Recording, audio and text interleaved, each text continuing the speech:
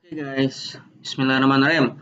Assalamualaikum warahmatullahi wabarakatuh.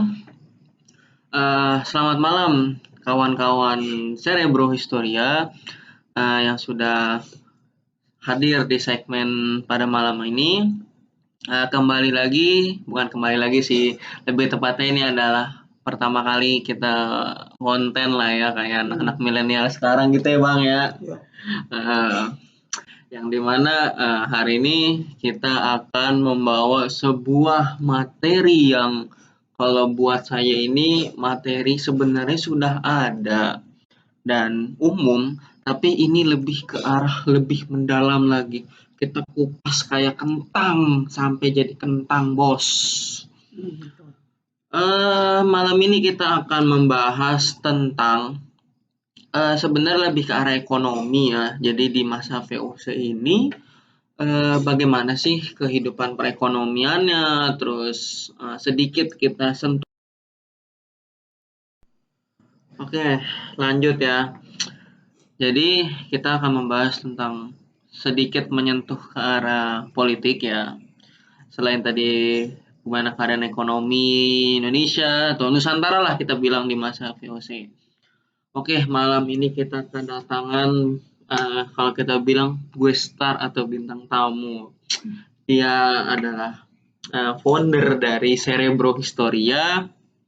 Dengan bro siapa namanya? Aulia, tapi bisa panggil Iskandar juga boleh. Iya. Oke, perkenalkan saya Ananto selaku co-founder dari Cerebro Historia. Oke, kita malam ini akan menemani malam minggu teman-teman semua di sini. Oke, jadi tanpa basa-basi lebih lama ya, bro ya. Saya mau nanya deh, ini kira-kira di zaman keemasan VOC ini atau di zaman keruntuhan lah, kita bilang keruntuhan aja ya. Apakah ini menjadi titik tolak ukur yang baik sih buat Indonesia kira-kira? Kalau keemasan itu kan VOC itu kan kita tahu sejak 1602 ya.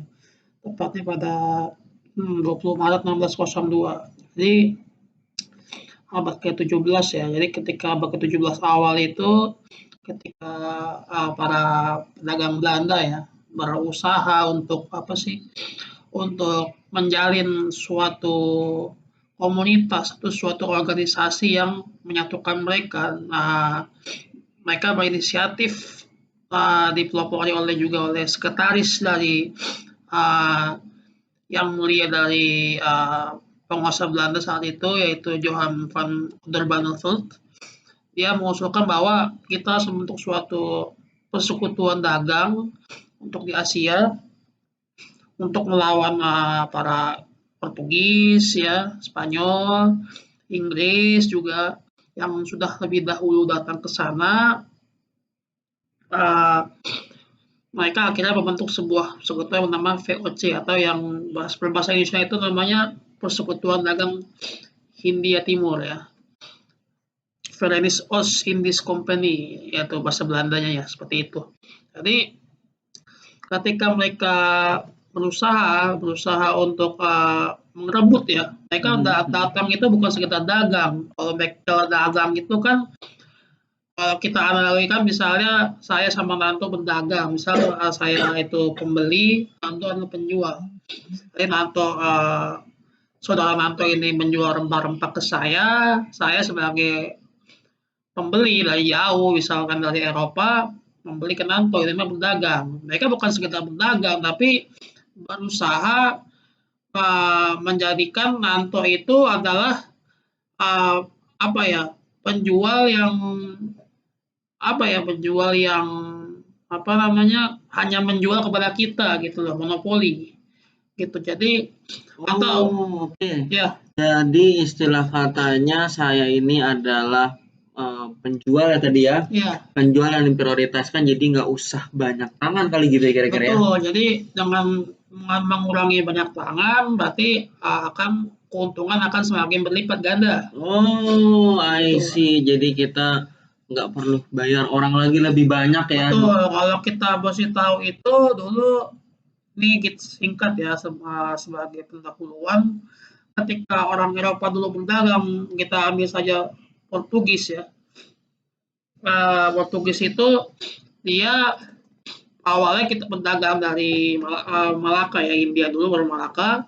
Dia itu berlipat-lipat tuh maksudnya berpindah tangan tuh sering kali jadi dagang Hindu, dagang Muslim, dan akhirnya sampai ke tangan mereka. Tangan mereka juga nanti bawa ke Eropa itu masih ada 3 jalur lagi, 3 tangan lagi maksudnya. Gitu. Oke.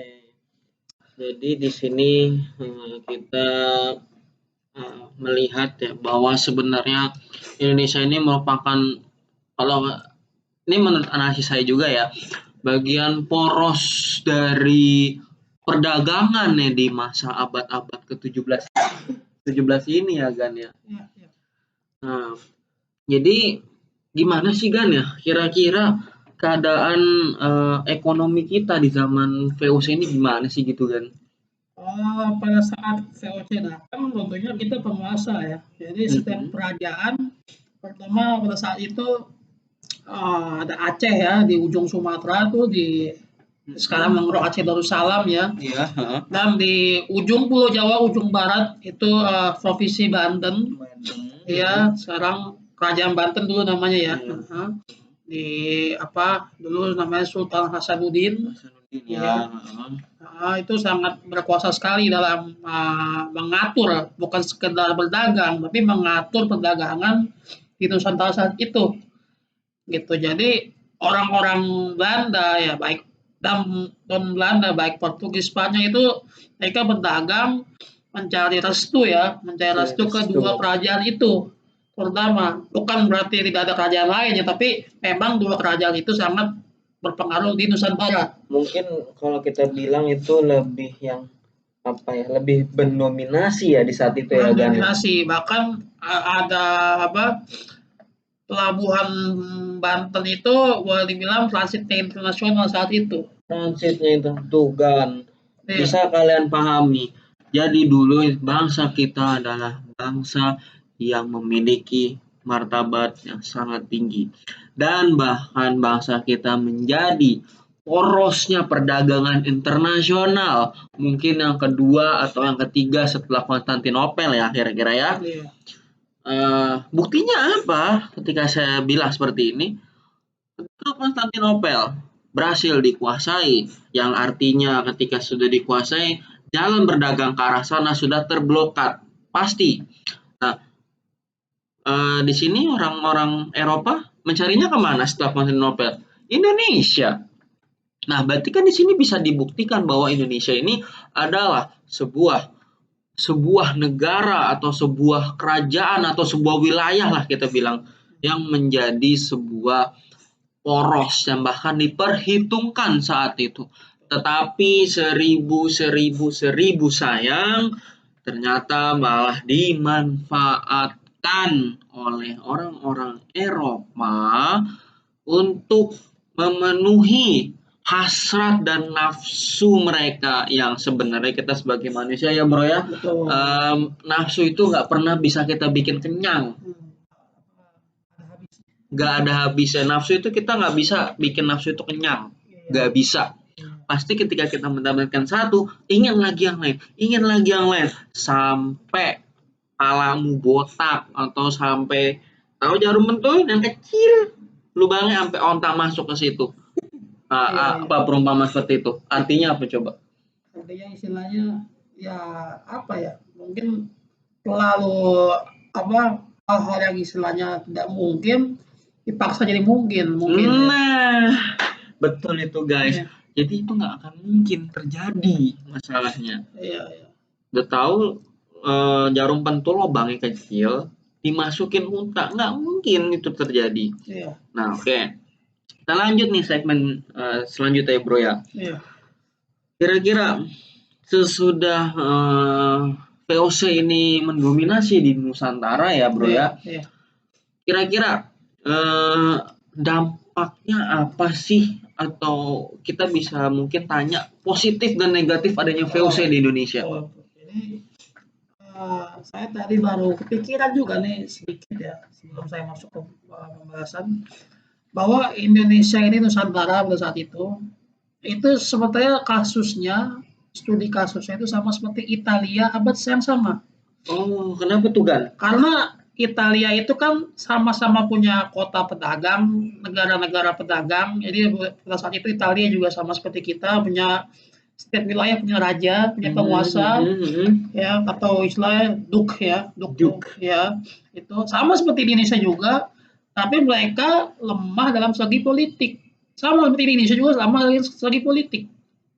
Gitu. Bedanya adalah apa namanya Italia itu bukan pusat rempah-rempah tapi lebih ke pusat perdagangan biasa. Sedangkan di Nusantara perdagangan dan pusat penghasil juga begitu loh. Oh, jadi mungkin bedanya di sini Iya, kalau Italia ini kayak sebagai pusat perdagangan lokal kali ya. iya betul. Nah, sedangkan Nusantara ini itu negara kita Indonesia merupakan pusat atau poros dari perdagangan internasional plus penghasil dari komoditi atau komoditas yang dibutuhkan oleh orang-orang Eropa. Sebenarnya nggak orang-orang Eropa doang sih, Iya, Cina, India pun ya butuh rempah-rempah kita betul. karena rempah-rempah kita ini adalah sebuah anugerah dari Tuhan Yang Maha Esa ya, yang istilahnya tidak bisa dimiliki oleh negara manapun. Kalian boleh main ke Jepang, kalian boleh main ke Uni Soviet atau Rusia, kalian boleh main ke Afrika. Ada nggak kira-kira sesubur Indonesia? Mungkin lebih istilahnya bahasa ini pernah saya dengar ya, entah siapa yang berbicara ya Gan ya.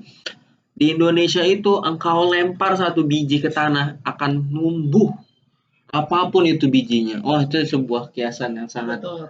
ini ya, Gan ya. Kalau boleh saya menambahkan itu bahkan dulu menurut catatan pertama ya dari bangsa Barat Tome Pires Ya, Tommy yang terkenal Pires. dengan Suma Oriental itu bisa dibaca dari bukunya bahasa Indonesia kok, bukan bahasa Inggris. Jadi disebutkan bahwa di setiap pulau Nusantara itu ada apa ya? Ada spesialisasi tanaman. Seperti misalnya Oke. Pulau Timur itu adalah anugerah bagi tanaman apa ya? Apa sih namanya kayu kayu putih apa kayu manis tuh saya lupa. Jadi Oke. tanaman itu hanya dihasilkan di pulau itu, tidak ada di Pulau Jawa atau di Pulau Kalimantan atau di pulau lain. Oh, oke. Istilahnya limited Iya, makanya edition. orang Portugis sangat apa ya, sangat tertarik dengan pulau itu walaupun memang pulau itu juga apa ya, populasinya sedikit, ya seperti kita tahu sampai sekarang ya, dibandingkan dengan Pulau Jawa, sangat jauh lumayan dari Jawa, istilahnya tanda kutip mungkin kurang lebih beradab dibandingkan dengan Pulau Jawa, ya kan, karena pada saat itu Pulau Timur terkenal juga dengan sarang perampok ya, ya pada saat itu ya, kalau sekarang mungkin berbeda. Jadi setiap pulau itu ada spesialisasi tanaman masing-masing begitu. Nah, jadi yang ini yang menyebabkan Nusantara itu unik gitu loh. Oke, jadi istilah gampangnya ya, tadi dari penjelasan Bro Aul ini, setiap apapun yang ada di dunia ini memiliki kelebihannya masing-masing. Kita sebagai manusia pun punya kelebihan dan kekurangan Iya. masing-masing. Contoh, saya jago dalam pidato, Bang Aul ini lebih jago di analisisnya, mungkin kira-kira seperti itu.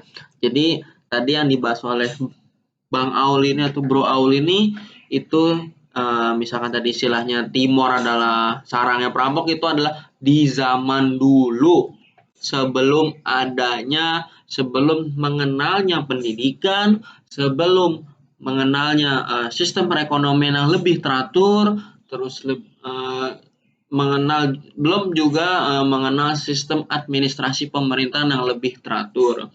Ya kita maklumin aja ya Gan ya, karena perkembangan zaman itu tidak akan pernah berhenti. Kalau Anda di sini semua tidak mau beradaptasi dan tidak mau belajar, mohon maaf, akan tergiles oleh zaman ya bro ya, bener nggak? Nah, jadi intinya dari pembahasan kita hari ini ya, nanti kita akan adakan segmen-segmen selanjutnya dan ada pembahasan yang lebih menarik lagi. Ya. Jadi saya simpulkan aja ya. Saya simpulkan jadi dalam sistem perekonomian di Nusantara adalah yang pertama adanya monopoli. Yang kedua, jadi istilah katanya tuh kita tidak boleh berjualan, tidak boleh menjual kepada pedagang-pedagang yang lain ya. Betul. Hanya boleh kepada VOC. Nah, yang ketiga di sini ada yang namanya sistem ekonomi yang terpusat. Jadi istilah kata sistem ekonomi terpusat itu ternyata sudah dikenal lebih dahulu oleh orang-orang dahulu, dan itu mungkin lebih ditemukan kata sistem ekonomi terpusat itu mungkin baru abad-abad ke-20 kali kan ya.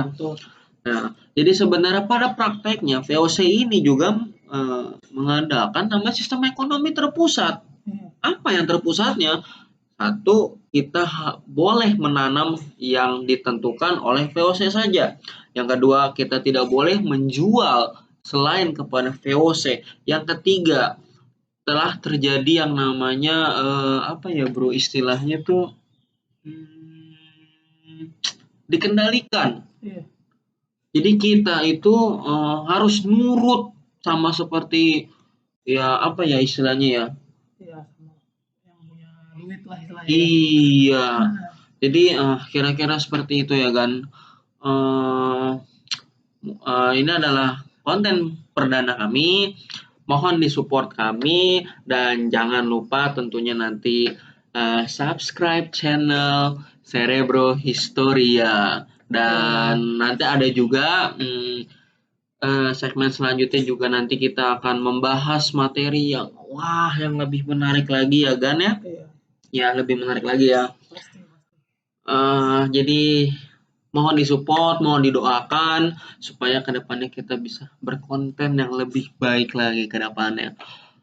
Oke, mengingat time limit kita di sini, jadi saya pamit undur diri. Saya Ananto dan saya Pak Iskandar. Mohon pamit undur diri. Terima kasih yang sudah menonton dan mensupport video dari kami. Sekian dari kami. Assalamualaikum warahmatullahi wabarakatuh. Selamat malam guys. Sahabat Historia. Historia Jaya.